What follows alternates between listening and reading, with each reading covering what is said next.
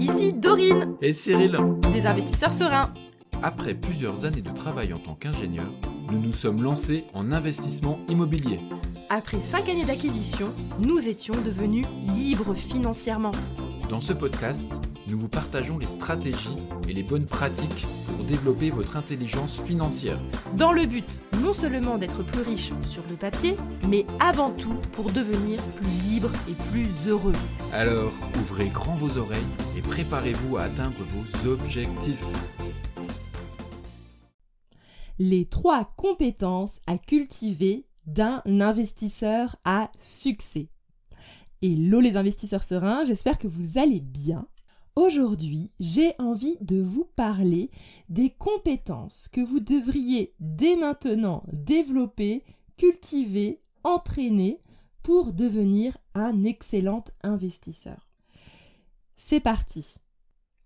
La première compétence, c'est cette capacité à synthétiser rapidement et surtout de façon chiffrée la situation d'un investissement. Qu'est-ce que j'entends par là ?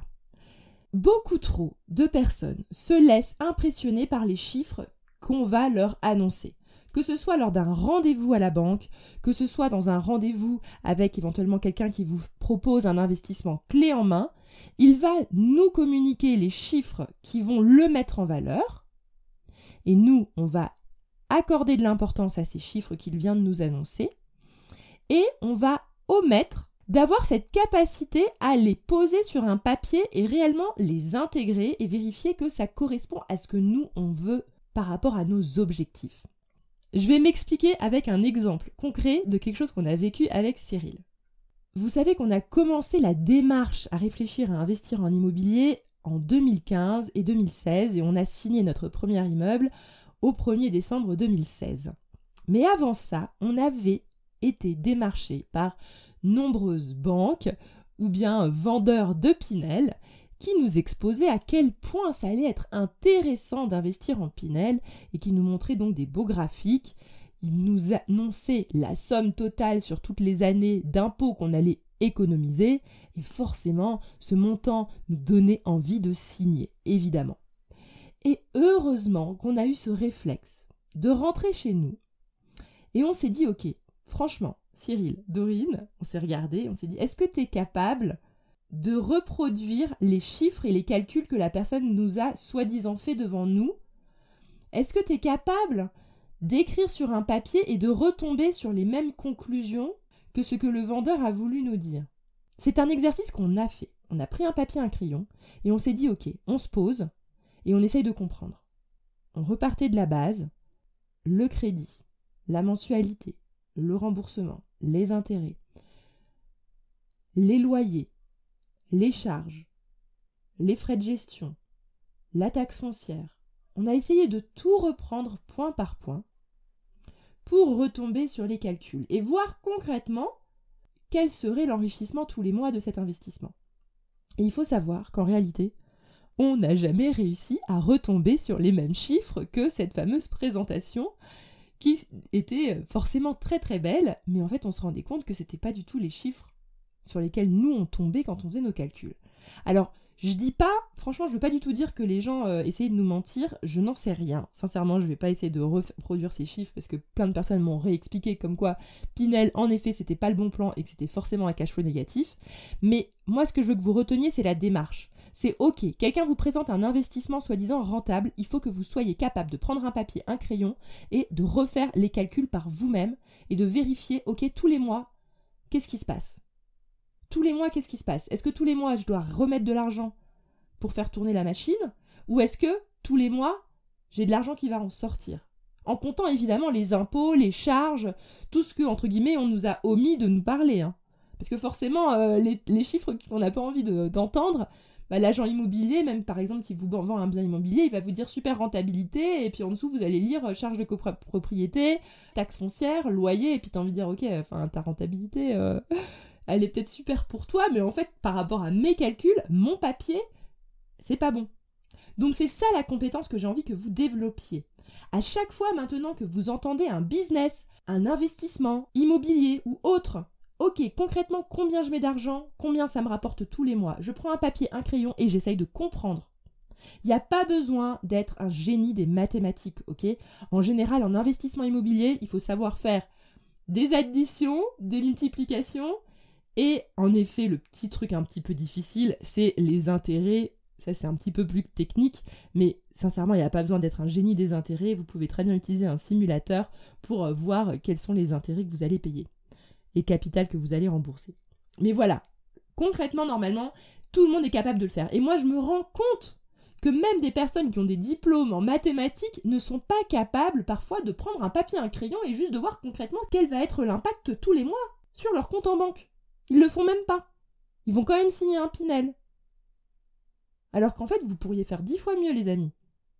Mais on tombe dans le panneau, on se laisse enfumer. Donc c'est ça, cette première compétence indispensable. Soyez responsable, prenez un papier, un crayon et sachez faire vos calculs par vous-même. C'est la base d'un investisseur. Et moi, c'est ce que j'admire parfois dans les personnes aussi qui font des entreprises, c'est leur capacité à aller par exemple dans un restaurant et puis tout de suite ils comptent le nombre de couverts, le coût moyen que va dépenser un client dans ce restaurant, ils font un calcul, ils regardent le personnel et bam, ils voient tout de suite si c'est rentable. En fait, c'est cette capacité à très rapidement réussir à synthétiser un business, synthétiser en chiffres. Donc ça, cette capacité-là, il faut que vous la développiez. Et pour développer cette capacité, moi, je vous conseille de faire cet exercice régulièrement. Quand quelqu'un vous raconte un investissement, ok, raconte-moi tes chiffres, j'ai envie de comprendre. Et aussi de réussir à faire le tri des informations plus ou moins utiles qu'on va vous donner. C'est comme en fait un petit problème de mathématiques où on va vous donner tout un tas de chiffres et certains des chiffres du problème sont tout à fait inutiles. Ensuite, la deuxième compétence qu'il faut que vous développiez, c'est cette compétence humaine et sociale qu'est la négociation. Un bon homme d'affaires, une bonne femme d'affaires est capable de négocier. Et pour cela, on enlève évidemment cette notion négative de la négociation. La négociation, c'est uniquement une capacité à comprendre l'autre, à se mettre à sa place et réussir à trouver une situation gagnant-gagnant entre deux personnes. C'est tout. La négociation, finalement, c'est juste de réussir à travailler avec quelqu'un d'autre et de trouver un intérêt commun. Donc, pour travailler cette compétence, ayez cette habitude d'essayer de comprendre quel est l'intérêt de la personne qui me parle.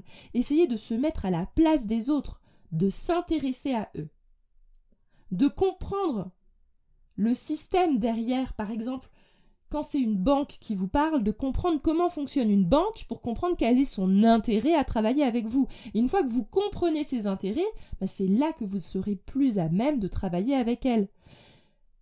Donc développer cette compétence au quotidien, de comprendre l'autre et de faire des négociations régulièrement, même pas forcément au niveau investissement immobilier, mais de vous entraîner sur d'autres terrains de jeu. La troisième compétence qu'il faut absolument cultiver, et ça, je me rends compte que c'est une compétence qui se perd et c'est bien dommage parce que des personnes peuvent avoir la compétence 1, la compétence 2, mais si tu n'as pas cette compétence 3, en fait c'est fichu. La compétence 3, c'est celle de ne pas avoir peur de mettre les mains dans le cambouis. Qu'est-ce que j'entends par là ? En fait, le problème de beaucoup d'investisseurs, c'est que finalement, ils se disent « Ah, mais je veux un investissement facile » ou « Je n'aurai pas à faire du sale boulot » entre guillemets. Je ne veux pas avoir à gérer des locataires. Je ne veux pas avoir à gérer des travaux. Je ne veux pas avoir à gérer de la difficulté. Et en fait, le problème de cette attitude, c'est qu'on ne peut pas construire quelque chose de solide si on ne va pas là où ça fait peur à d'autres. Parce que justement, les bonnes affaires, les bonnes rentabilités en immobilier, vous allez les trouver là où personne ne veut aller. C'est aussi simple que ça.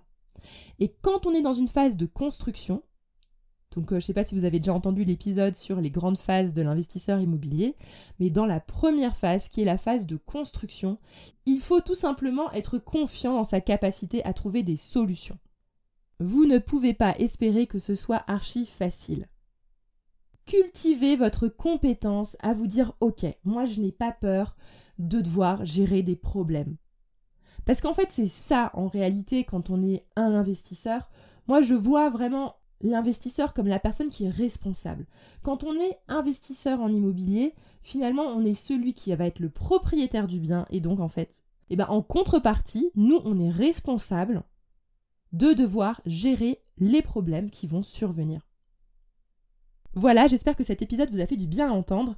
Je vais récapituler rapidement les 3 compétences à cultiver pour être un investisseur immobilier à succès. Donc la première compétence, c'est la compétence à prendre un papier, un crayon et à refaire les calculs et d'être capable de synthétiser rapidement une situation avec des chiffres, sans se faire influencer par l'amas d'informations qu'on va pouvoir vous donner et en ayant vraiment cette envie de comprendre par vous-même.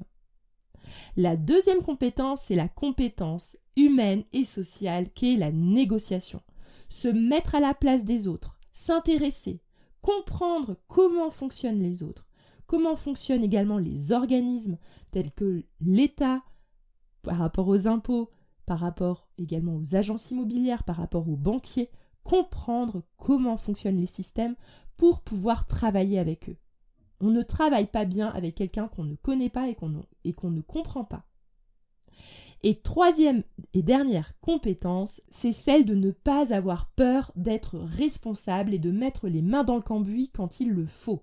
Si jamais il y a un souci, il faut être celui qui va être en charge et ne pas avoir peur de ses responsabilités.